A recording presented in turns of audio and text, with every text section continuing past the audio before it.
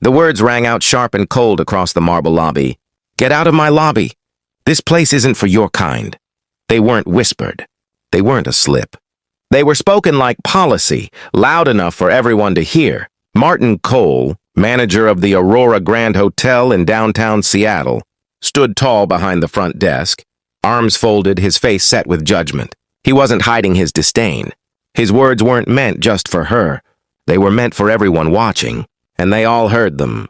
He was looking directly at Naomi Wells, a black woman dressed simply in a black t-shirt, fitted jeans and sneakers. Nothing flashy, no designer labels, no entourage trailing behind her. Just calm eyes, steady steps, and the kind of presence that made silence ripple across the lobby.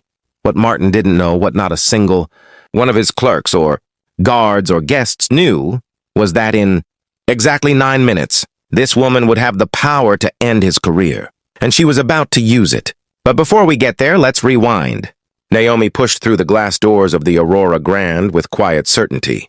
She walked across polished floors that reflected golden chandeliers, her sneakers almost noiseless against the marble. At the desk, Martin waited with 2 clerks at his side, Rachel Stone, lips curled into a practiced smirk, and Daniel Lee, arms folded with suspicion already written across his face. Not one of them smiled. Not one of them welcomed her.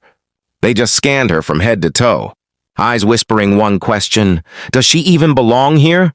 "I have a reservation," Naomi said evenly. "Penthouse suite. The name is Wells."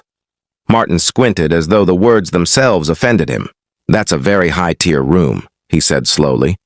"Are you sure you booked the right hotel?" Naomi didn't flinch. She placed her ID and her black credit card on the counter with calm hands. Martin picked them up between his fingers as though they were contaminated.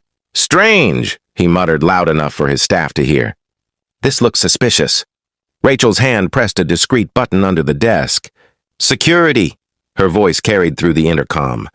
"We may have a fraudulent guest attempting access to a premium suite." Naomi's face didn't change. "I'm not here for trouble," she said. "I'm here for my room," Daniel scoffed. "You know how often we see this? People walk in with cards they don't own, fake reservations. It's a scam we catch every month." Across the lobby, a young woman named Emma Clark, a travel blogger from San Francisco, had already lifted her phone. She whispered to her friend Ryan Brooks, "I'm filming this." Then louder, she said, "People need to see this." Ryan lifted his own phone, starting a live stream. "We're here at the Aurora Grand," he narrated, "and what you're watching right now is ugly." At a side desk, Maria Torres, one of the concierge staff, looked up. Her eyes met Naomi's for the briefest moment, and something passed between them. Recognition, maybe concern. She started to step forward, but Martin's glare stopped her cold. "She doesn't belong here," he snapped. Naomi's hand brushed her phone. A single silent tap. 3 blocks away in a corporate office. Her executive assistant Chloe Adams answered instantly. "It's happening," Naomi whispered. Chloe's reply was immediate. "Systems ready." Martin still held Naomi's card. He spun it in his hand like he was waiting for it to confess a crime. Then, with a louder voice meant for the crowd, he declared, "We've seen this scam before.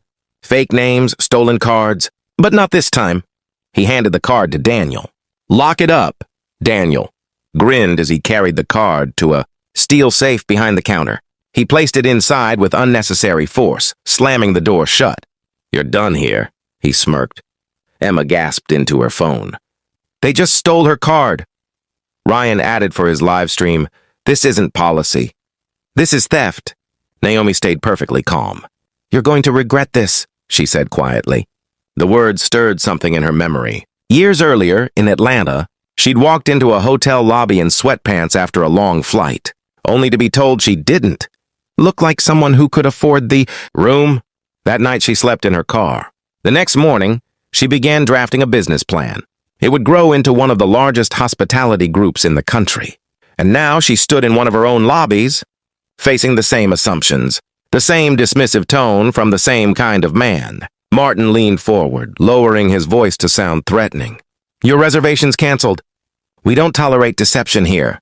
You're holding up paying guests." Naomi's gaze slid past him to the crowd, forming in the lobby. "You mean the ones watching this right now?" she asked. Guests shifted, whispering. Some pulled out their phones. Some frowned in disgust. Maria at the concierge desk clenched her jaw, her voice finally breaking the silence. Her reservation is valid, she said.